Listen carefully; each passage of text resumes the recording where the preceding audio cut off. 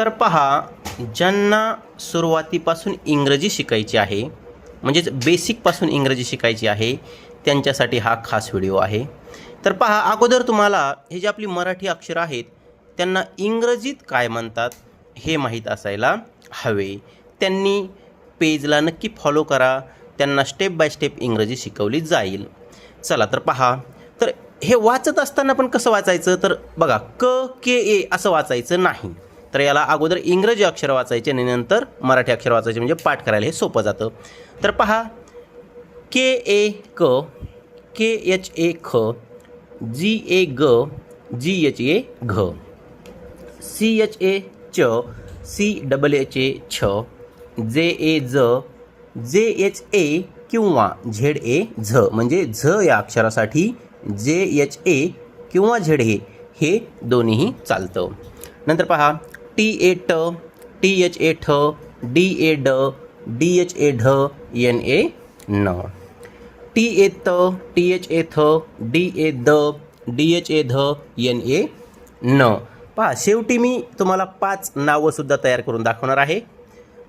पहा, P A प, P H A किंवा एफ ए फ, बी ए ब, बी एच ए भ, एम ए म, वाय ए य, आर ए र, एल ए ल, व्ही ए किंवा डब्ल्यू ए व एस एच ए श, एस एच ए श, एस ए स, एच ए ह, एल ए ळ, के एस एच ए क्ष. बघा, हे अक्षर बऱ्याच जणांना लवकर पाठ होत नाही.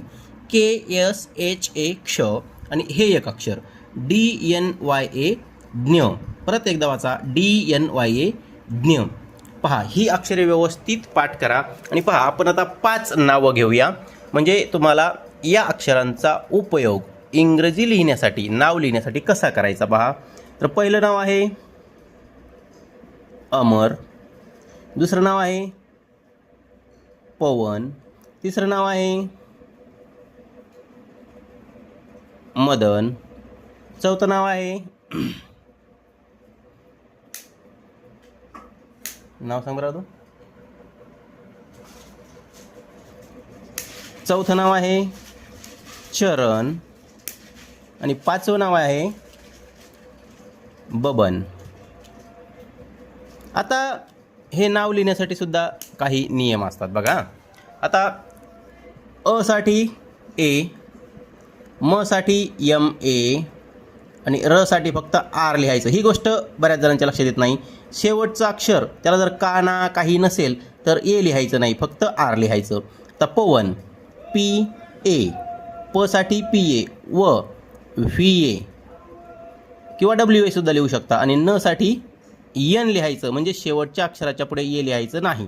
आता मदन, म साठी एम ए, द साठी डी ए आणि न साठी फक्त एन, च साठी सी एच ए, र साठी आर ए आणि न साठी फक्त एन.